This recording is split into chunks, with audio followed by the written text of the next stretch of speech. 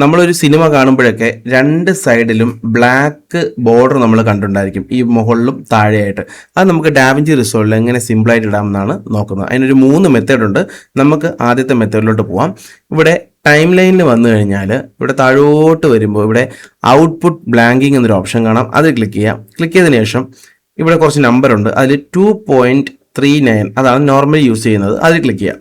Click ചെയ്ത് കഴിയുമ്പോൾ നിങ്ങൾക്ക് ഇവിടെ കാണാം 2 ബ്ലാക്ക് ബോർഡർ ഇവിടെ വന്നിട്ടുണ്ട്. ഇതാണ് സിനിമ സ്കോപ്പ് എന്നൊക്കെ പറയുന്ന ഒരു സാധനം. ഇത് നമുക്ക് ഇങ്ങനെ സിമ്പിളായിട്ട് ചെയ്യാം.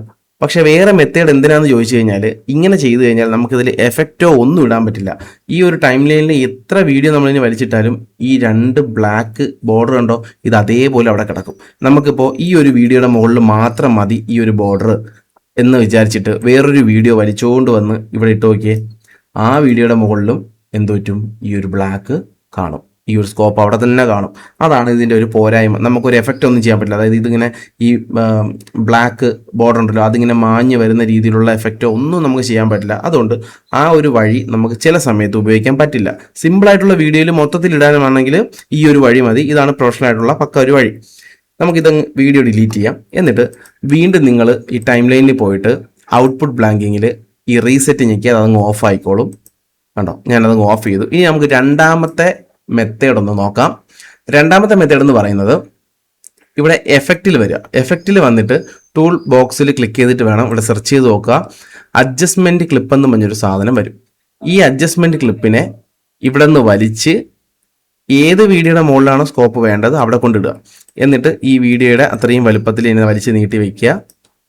ഞാൻ അത്രയും വലുപ്പത്തിൽ നീട്ടി വെച്ചിട്ടുണ്ട്. ഇനി ആ ഒരു അഡ്ജസ്റ്റ്മെൻറ്റ് ക്ലിപ്പിൽ ക്ലിക്ക് ചെയ്യുക. ക്ലിക്ക് ചെയ്ത ശേഷം നിങ്ങളിവിടെ മുകളിൽ ഇവിടെ ഇൻസ്പെക്ടർ എന്ന് പറഞ്ഞ് വല സൈഡിൽ കാണാം മുകളിൽ.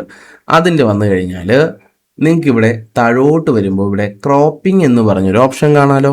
ഈ ഓപ്ഷനിൽ നമുക്ക് എവിടെയൊക്കെയാണ് ബ്ലാക്ക് വേണ്ടത്, വീഡിയോയുടെ മുകളിലും താഴെയും. അപ്പോൾ ഇവിടെയും ക്രോപ്പിങ്ങിൽ ടോപ്പ് എന്നും ബോട്ടം എന്നും പറഞ്ഞ് കൊടുത്തിട്ടുണ്ട്.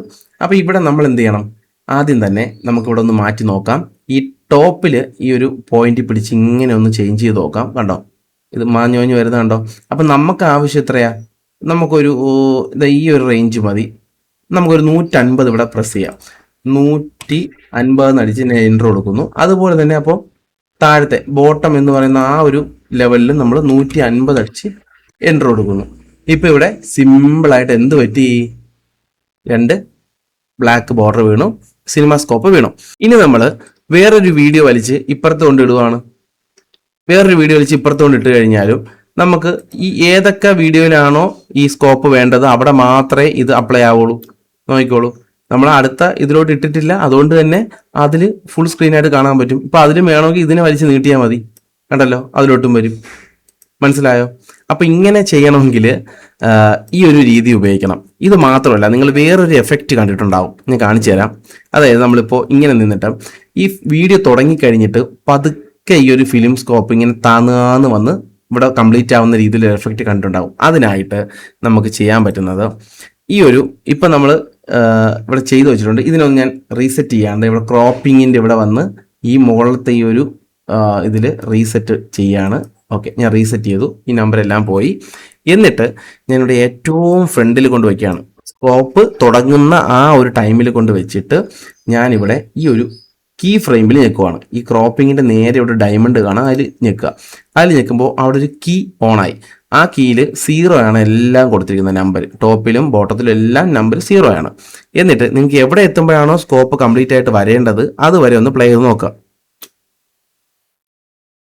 ഓക്കെ, എനിക്ക് ഇത്രയും വീഡിയോ പ്ലേ ആയതിനു ശേഷം സ്കോപ്പ് ഇവിടെ വന്ന് വീണാൽ മതി എന്നാണെന്നുണ്ടെങ്കിൽ അവിടെ കൊണ്ട് വെച്ചതിന് ശേഷം ഈ ഒരു ബാർ അവിടെ കൊണ്ട് വെച്ചതിന് ശേഷം വീണ്ടും ഈ ക്രോപ്പിങ്ങിലോട്ട് വരിക. എന്നിട്ട് നമ്മൾ ഇവിടെ ഒന്ന് ക്ലിക്ക് ചെയ്യുക.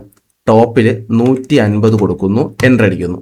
അപ്പം നിങ്ങൾക്ക് അറിയാം, എൻ്റർ അടിക്കുമ്പോൾ തന്നെ ഓൾറെഡി ഇവിടെ കീ വീണിട്ടുണ്ട്. അതിൻ്റെ കാരണം എന്ന് വെച്ച് കഴിഞ്ഞാൽ ഓട്ടോമാറ്റിക്കായിട്ട് അത് വീഴാൻ കാരണം നമ്മൾ ഓൾറെഡി ഇവിടെ ഒരു കീ കൊടുത്തിട്ടുണ്ട് ഫസ്റ്റ് തുടക്കത്തിൽ. അതുകൊണ്ടാണ് ഇനി അടിക്കുന്ന ഓരോ ഫ്രെയിമിലും നമുക്ക് അവിടെ കീ ഓട്ടോമാറ്റിക്കായിട്ട് വരും. ഇനി ബോട്ടത്തിൽ നമ്മൾ 150 അടിച്ചിട്ട് എൻ്റർ അടിക്കുന്നു. ഓക്കെ, ഇവിടെ 2 വന്നിട്ടുണ്ട്. ഇനി നമ്മൾ ഫസ്റ്റ് തുടക്കത്തിൽ കൊണ്ടുവച്ച് പ്ലേ ചെയ്ത് നോക്കാം. കണ്ടോ, ഇങ്ങനെ ഒരു എഫക്റ്റ് നിങ്ങൾ കണ്ടിട്ടുണ്ടായിരിക്കും, എവിടെയെങ്കിലുമൊക്കെ കണ്ടിട്ടുണ്ടായിരിക്കും. കണ്ടല്ലോ, ഈ സംഭവം നമുക്ക് ആദ്യം ചെയ്ത മെത്തേഡിൽ ചെയ്യാൻ പറ്റില്ല. മനസ്സിലായല്ലോ. അപ്പോൾ ഏറ്റവും ബെസ്റ്റ് വഴി എന്ന് പറയുന്നത് ഇതുപോലെ ഒരു അഡ്ജസ്റ്റ്മെന്റ് ക്ലിപ്പ് എടുത്തിട്ട് ചെയ്യുന്നതാണ്. ഇനി അല്ലാതെ സിമ്പിളായിട്ട് വേറൊരു വഴിയുണ്ട്. നിങ്ങൾ ഈ അഡ്ജസ്റ്റ്മെന്റ് ക്ലിപ്പ് ഈ ക്രോപ്പിംഗ് ഒന്നും കൊടുക്കാൻ വയ്യ എന്നാണെന്നുണ്ടെങ്കിൽ ഇതങ്ങ് ഞാൻ ഡിലീറ്റ് ചെയ്യുകയാണ്. ബാക്ക് സ്പേസ് അടിച്ച് ഡിലീറ്റ് ചെയ്തു. എന്നിട്ട് ദേ ഇവിടെ ഒരു സാധനം കിടക്കുന്നുണ്ടോ, അതായത് ബ്ലാക്ക് സിനിമാറ്റിക് ബാർസ് PNG എന്നും പറഞ്ഞൊരു സാധനം. അതായത് ഈ ബ്ലാക്ക് ബോർഡർ ഇല്ലേ, ആ ബാറുകൾ നമ്മളിവിടെ ഡൗൺലോഡ് ചെയ്ത് വെച്ചിട്ടുണ്ട്. അതായത് ഇവിടെ ക്രോമിൽ വന്നു കഴിഞ്ഞാൽ ഇവിടെ സിനിമ സ്കോപ്പ് എന്ന് സെർച്ച് ചെയ്താൽ മതി. PNG എന്നും കൂടെ അടിച്ചോളൂ. സെർച്ച് ചെയ്യുമ്പോഴത്തേക്ക് കുറേ സിനിമ സ്കോപ്പുകൾ വരും. അതിലൊരു PNG ഞാൻ ഇവിടെ നിന്ന് ഡൗൺലോഡ് ചെയ്ത് വെച്ചിട്ടുണ്ട്.